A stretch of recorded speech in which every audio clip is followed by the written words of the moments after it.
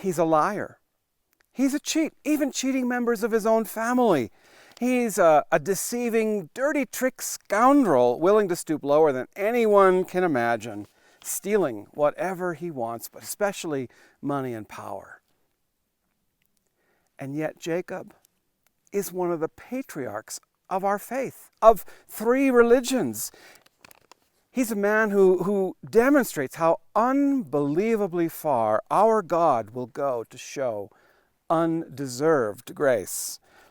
There is a wideness of mercy in the one we call the God of Abraham, Isaac, and Jacob. And how do we know that? Because Jacob is one of the greatest dirty trick scoundrels in the Bible. So, Jacob is the son of Isaac and Rebekah, and a twin with Esau. It took Rebekah 19 years to get pregnant, and then had a difficult pregnancy. Her sons kept constantly fighting in her womb. And then when they emerged, although Esau came out first, Jacob was holding onto his ankle as if to hold him back. But even though Esau came out a few seconds earlier, well, he was still the firstborn, and that would mean he would inherit everything. They were twins, but Jacob and Esau were nothing alike. Esau was a big brute covered in red hair, and he loved hunting, and wasn't quite the brightest bulb in the box.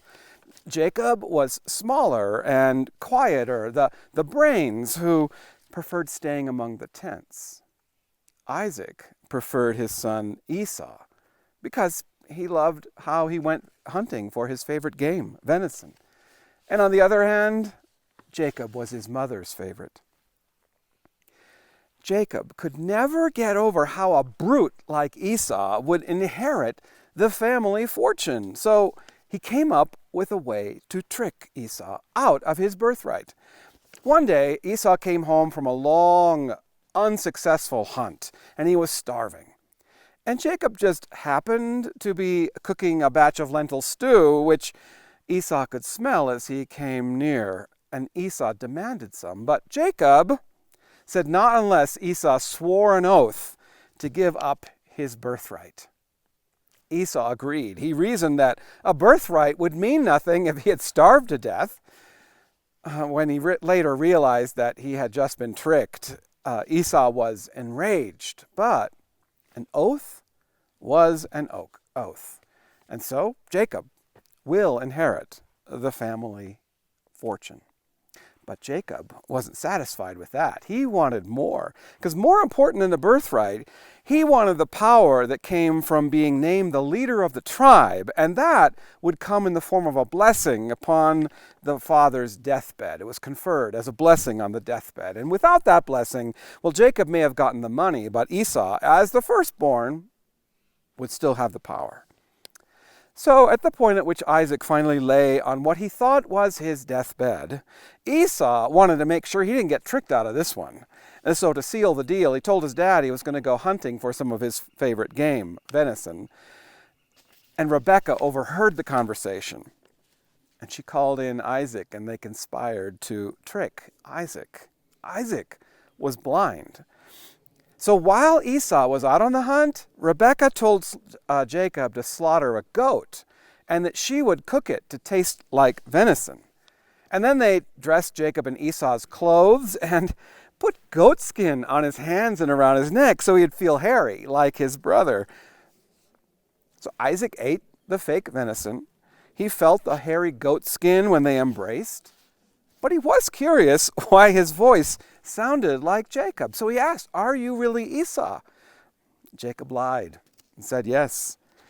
And so Isaac conferred upon Jacob the irrevocable blessing intended for Esau. Esau returned home with his game and realized he had been tricked again. And this time he vowed to kill Jacob. So Rebekah sent Jacob off to live with her brother Laban. So while living with Uncle Laban, Jacob fell in love with his daughter Rachel. And yes, that was his first cousin, but that wasn't forbidden at the time. And his uncle agreed to let Jacob marry Rachel if he worked for Laban for 7 years. So, 7 years later, Jacob and his new wife consummated the marriage. But when the bridal veil was lifted for the first time, Jacob just discovered he had slept with Rachel's sister Leah. Enraged, he asked why he had been tricked. And in a little comeuppance, Laban said it would have been wrong for the younger sister to be married before the older. But if Jacob would agree to work for his uncle for another 7 years, then he could marry Rachel too. In the meantime, Jacob also ran a scheme against his uncle to steal his best sheep. Can you say dysfunctional family? Well, Jacob and Laban lived with an uneasy peace for another 6 years. And then one day, Jacob decided it was time to leave and see if he could reunite with his estranged brother Esau. We remember the one from whom he stole both the birthright and the blessing. For whatever reason, he didn't want to tell Uncle Laban he was leaving. And so while Laban was away, Jacob just packed everything up, and everyone up, including Laban's daughters. When Laban arrived home, he was really angry that Jacob had simply left, but he was even more upset because Jacob had stolen all of his whole household gods. So when Laban caught up with the traveling band, he demanded his idols back. He had everything searched in the whole camp, and this wasn't a small camp. But Rachel, his beloved Rachel, sat on the idols to hide them and told everyone it was her time of the month, so they couldn't touch her. It's, I guess, a family that steals together stays together. Well, Laban and Jacob made a kind of a peace pact, if you will, at a spot known as Mizpah. And the blessing was, may Yahweh keep watch between you and me while we are away from one another. It's actually something you may be familiar with, called the Mizpah blessing. But it's kind of funny because it's actually a warning between these two. I can't keep my eye on you, but God will know what you're up to. And with that, Uncle Laban went home without his idols and without his best sheep. All of that drama. And now, Jacob focused on getting back in his brother's good graces. Jacob hoped he could pacify Esau with a grand gesture. So he sent him hundreds of sheep and goats and huge herds of cattle and camels and a message seeking reconciliation. Esau responded back through a messenger that he was sending 400 men to greet him. But Jacob panicked, thinking that meant Esau was sending an army of 400 against him. And it was that night then that Jacob sent everyone else across the river, and he stayed back alone. And as the story goes, Jacob wrestled all night long. So you see the whole picture of this story. Got it? It was that night, after everything else that had happened in his life, he was ready to finally face his brother, and Jacob spent the night alone. And a man came and wrestled with him all night long. A man, or perhaps an angel, or a demon, or, I wonder, perhaps his conscience. I mean, this lying, cheating, dirty trick scoundrel was about to reunite with his brother. And I wouldn't be able to sleep either. But the story doesn't say it was a dream. The Bible does talk about dreams, but here, for Jacob, it was all very real. And he limped away from the encounter with a torn thigh muscle, or as some translations say, a hip socket deliberately jammed. At daybreak, fighting all night long, Jacob wouldn't let go and demanded a blessing first. He demanded, and in the end, was given an entirely new name. So I've always liked this story as a metaphor, because I can relate with wrestling in the night.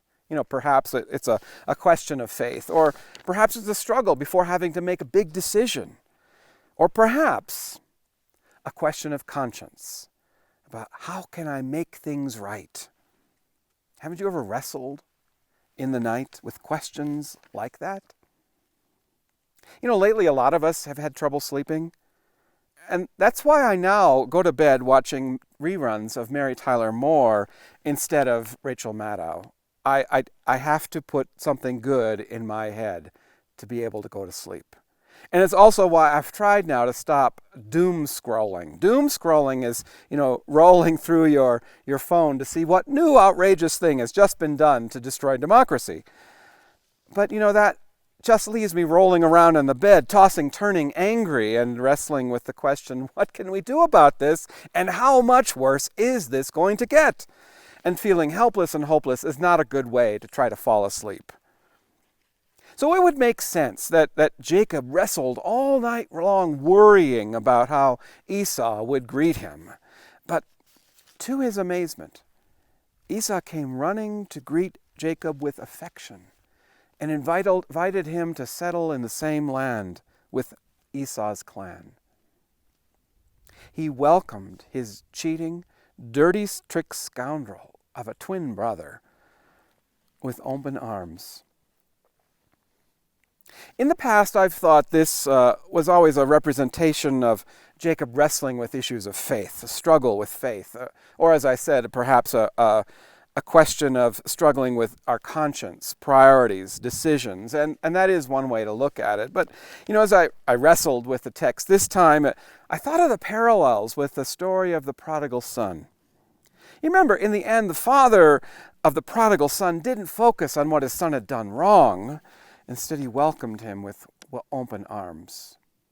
Now, remember, that upset the older son. But the father asked, should I be more upset for what has been done, or grateful that he is back? The one I thought was dead is alive. It's like a wideness of mercy, like Esau too. And like God, a God of undeserved grace, a God who, despite all the worst, and Jacob certainly demonstrates it, a God who, despite all the worst we have done, comes out to greet us with affection and invites us to settle down together. But I have to say, that does bring up its own set of questions. So what about accountability? And what about the need for justice before reconciliation? And so that's what I'm wrestling with today in this story. As our nation seemingly descends further into dystopia, I keep coming back to the question of how are we going to put this back together?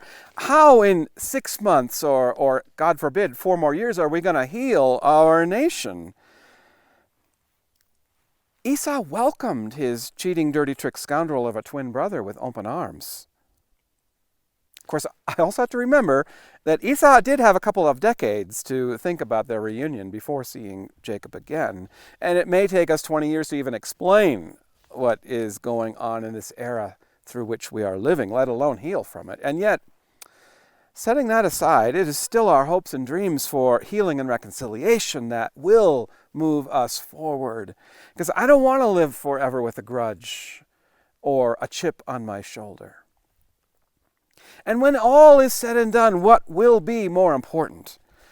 Will it be that we focus on what was done wrong or what we can now build right together? Now, clearly, I'm not talking about abuse, and I'm not suggesting we forgive our abuser. I'm not suggesting we tell victims of white supremacy and violence against women and transphobia and xenophobia and all the asylum seekers just to say, let's just all get along.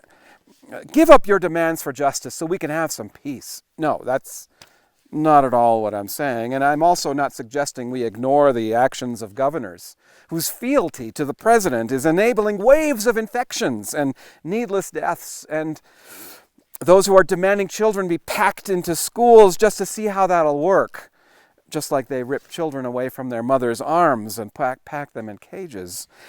And I'm not suggesting we disregard the actions of cabinet secretaries, wantonly dismantling every regulation that protects our water and reduces pollution in the air. You know, half of the dirty trick scoundrels in the administration need to be put in jail to be held accountable for their enabling of a man only interested in amassing more power and money for himself. Okay. But then what, right? There is a national reckoning to come, but in the meantime, so what about our neighbor? And what about my cousin, whose Facebook posts get under my skin and it causes me to have a hard time sleeping? You know, should I forever hold that against him, or should I hope for and be ready and be grateful for the day when we can greet one another again as family? And of course, what about the consequences of my own bad behavior, the hatred and anger that I have held in my heart? Will that forever be held against me? Will we be forgiven for our own participation in incivility? But there's an old hymn that says, there's a wideness in God's mercy as wide like the wideness of the sea. There's a kindness in God's justice, which is more than liberty. For the love of God is broader than the measures of our mind. When you hear this story, do you identify with one character more than the other, Jacob or Esau, or maybe at various points in our life equally parts of both? Well, I wonder if, like Esau, we could think about opening our arms as wide as we can to welcome our sisters, our brothers, our cousins, our friends from whom we have become estranged. And could we be like Jacob? Not the dirty tricks, but to welcome, to be welcome, to accept that welcome back together. At the end of our dystopian nightmare, I pray to be more grateful that we are reunited than still stuck on the reason we were divided. Amen.